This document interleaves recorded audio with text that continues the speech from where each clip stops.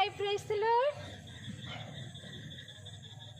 N ക്രിസ്തൻ യോദ്ധാവാകുവാൻ ചേർന്നേ തൻ സൈന്യത്തിൽ തൻ ദിവ്യവിളി കേട്ടു ഞാൻ ദൈവാത്മശക്തിയിൽ നല്ല പോർ പൊരുതു ഞാൻ എൻ ക്രിസ്തൻ നാമത്തിൽ വാടാ കിരീടം പ്രാപിപ്പാൻ തൻ നിത്യരാജ്യത്തിൽ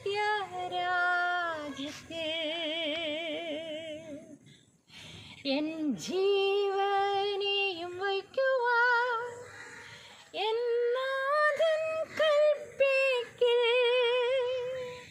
സന്തോഷത്തോടൊരുങ്ങും ഞാൻ തൻ ക്രൂശിൻ ശക്തിയാൽ നല്ല പോർ പൊരുതു ഞാൻ എൻ ക്രിസ്തൻ നാമത്തിൽ വാടാ കിരീടം പ്രാപിക്കാൻ തൻ നിത്യരാജ്യത്തിൽ. ഉണർവിൻ്റെ കാറ്റ് ആഞ്ഞടിക്കുന്ന കാലയളവിലാണ് നാഗൽ കുന്നംകുളത്ത് എത്തിച്ചേർന്നത്. അതെ, ബേത്ലഹേമിൽ ഉദിച്ച നക്ഷത്രം തന്നെയാണ് നാഗലിനെ വാണിയംകുളത്ത് നിന്നും കുന്നംകുളത്തേക്ക് കൊണ്ടുവന്നത്. എവിടേക്കാണ് തനിക്കറിയില്ലായിരുന്നു എങ്കിലും ദൈവത്തിൻ്റെ നിത്യജ്ഞാനത്തിൽ പൂർണ്ണമായി ആശ്രയിച്ച നാഗലിനെ ദൈവം ആഗ്രഹിച്ച സ്ഥലത്ത് തന്നെ കൊണ്ടുവന്നു. നാഗൽ അതിനെക്കുറിച്ച് പറഞ്ഞത് ഇങ്ങനെയാണ്: ഞാൻ ദൈവശബ്ദം കേട്ടിറങ്ങി, ദൈവം എന്നെ എവിടേക്ക് നയിച്ചുവോ ഞാൻ അവിടേക്ക് വന്നു. കാളവണ്ടി പ്രാർത്ഥനാലയത്തിൻ്റെ മുമ്പിൽ എത്തിയപ്പോൾ പാറമേൽ ഇട്ടുപ്പ് എന്ന മാന്യദ്ദേഹം വീട്ടിൽ നിന്ന് ഇറങ്ങി വന്ന് നാഗലിനെ സ്വീകരിച്ചു. പാറമേൽ ഇട്ടുപ്പ് സമ്പന്നനായ ഒരു വിശ്വാസിയായിരുന്നു.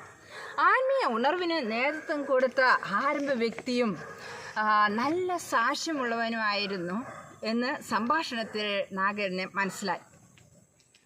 ഈ പ്രാർത്ഥനാ യോഗം സുവിശേഷത്തിൻ്റെ വളർച്ചയ്ക്കും പ്രാർത്ഥനയ്ക്കും വേണ്ടി ഇട്ടൂപ്പ് പണിതതാണ്. ഇട്ടൂപ്പ് നാഗലിനോട് പറഞ്ഞു, അതായത് ദൈവവചനം പഠിപ്പിക്കുവാൻ കഴിവുള്ള ഒരു സുവിശേഷന് വേണ്ടി ഞങ്ങൾ കാത്തിരിക്കുകയാണ്. അത് കേട്ടപ്പോൾ നാഗൽ പറഞ്ഞു, ഞാൻ കർത്താവിൻ്റെ ദാസനാണ്, കുന്നംകുളത്ത് സുവിശേഷം അറിയിക്കുവാൻ ദൈവം എന്നെ അയച്ചിരിക്കുകയാണ്.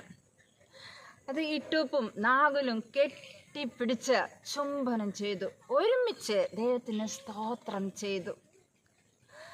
ഇട്ടൂപ്പ് നാഗലിനെ തൻ്റെ ഭവനത്തിലേക്ക് സ്വീകരിച്ച് നാഗൽ അവിടെ താമസിച്ചു.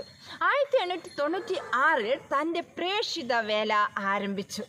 കുന്നംകുളം ക്രിസ്ത്യാനിത്വത്തിൻ്റെ കേന്ദ്രമെന്നാണ് അറിയപ്പെട്ടിരുന്നത്.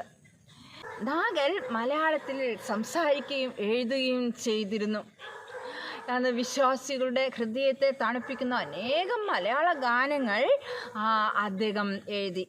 തദ്ദേശീയ ഭാഷയിൽ സംസാരിക്കുകയും എഴുതുകയും ചെയ്തുകൊണ്ട് ജനങ്ങൾ അദ്ദേഹത്തെ അവരിലൊരുവനായിട്ട് സ്വീകരിച്ചു. ധാരാളം ആളുകൾ സുവിശേഷം കേട്ട് മുന്നോട്ട് വന്നു. ആരാധനയ്ക്കായിട്ട് ഒരു സ്ഥലം വാങ്ങുവാൻ ദൈവം അവരെ സഹായിച്ചു. അതോട് ചേർന്നുള്ള മുറിയിൽ നാഗൽ താമസവും ആരംഭിച്ചു. വളരെ ലളിതമായ രീതിയിൽ അവർ ആരാധന ആരംഭിച്ചു. ഈ സ്ഥലത്ത് പ്രവർത്തിക്കണമെന്നുള്ളത് ദൈവീകമാണെന്ന് നാഗൽ തിരിച്ചറിഞ്ഞു. ഈ നാളിൽ തൻ്റെ പ്രസിദ്ധമായ വിശ്വാസ സ്നാനം എന്ന ഒരു പുസ്തകം താൻ എഴുതി.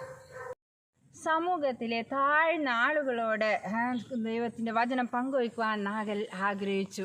ഒരു വിദേശി എന്ന നിലയിൽ ഇത് അത്ര എളുപ്പമല്ലായിരുന്നു. എങ്കിലും നാഗലിൻ്റെ ഇടപെടൽ നിമിത്തം അനേകർ വിശ്വാസത്തിലേക്ക് കടന്നു വന്നു. അങ്ങനെയുള്ളവരെ സമൂഹം പുറത്താക്കിയപ്പോൾ അവരെ സഹായിക്കാൻ നാഗൽ മുന്നിട്ടിറങ്ങി. അതെ, അവർക്ക് മുള കൊണ്ടുള്ള വീടൊക്കെ വെച്ച് കൊടുക്കാനായിട്ട് വിദേശിയായ അദ്ദേഹം സാധാരണക്കാരുടെ പോലെ അവരുടെ വേഷധാരിയായിട്ട് അവരെ പോലെ അവരുടെ കൂടെ ഇറങ്ങിച്ചത് അവരെ സഹായിക്കുന്നതിന് മുളയൊക്കെ വെട്ടി അത് തോളിൽ ചുമന്നുകൊണ്ടൊക്കെയും അവരോടൊപ്പം സഹകരിച്ചത് അത് വളരെ ഹൃദയഭേദകമായിട്ടുള്ള ഒരു കാഴ്ച തന്നെയായിരുന്നു. ഒരനുഗ്രഹവും പ്രോത്സാഹനവുമായി തീരുവാൻ നമ്മുടെ നാഗൽ ശ്രദ്ധിച്ചു. അതെ, അപ്പോസ്തലനായ പൗലോസ് പറയുന്നത് പോലെ കർത്താവിൻ്റെ പരിജ്ഞാനത്തിൻ്റെ ശ്രേഷ്ഠത നിമിത്തം സകലവും ഛേദമെന്ന് എണ്ണുന്നു. അതെ, നാഗൻ്റെ ജീവിതം അതാണ് വിളിച്ചറിയിക്കുന്നത്.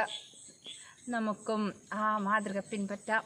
ഇന്നത്തെ വാക്യം യെശയ്യാവ് 42:6-7 വാക്യം. കുരുട്ടുകണ്ണുകളെ തുറപ്പാനും ബദ്ധന്മാരെ കുണ്ടറയിൽ നിന്നും അന്ധകാരത്തിൽ ഇരിക്കുന്നവരെ കാരാഗൃഹത്തിൽ നിന്നും വിടുവിപ്പാനും യഹോവയായ ഞാൻ നിന്നെ നീതിയോടെ വിളിച്ചിരിക്കുന്നു.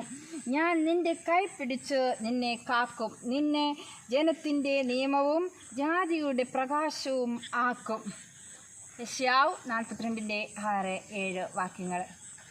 ദൈവാത്മാവേ, സ്വർഗീയമമ്മാവിയെ വീക്ഷണമേ, യേശുവിൻ്റെ രക്തത്താൽ ദാസന്മാർക്ക് അവകാശമായി തീർന്നവനേ, യേശുവിൻ്റെ രക്തത്താൽ ദാസന്മാർക്ക് അവകാശമായി തീർന്നവനേ.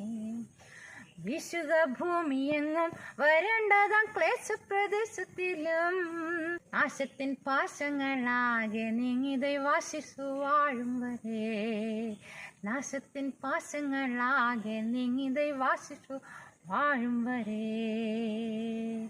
God bless you.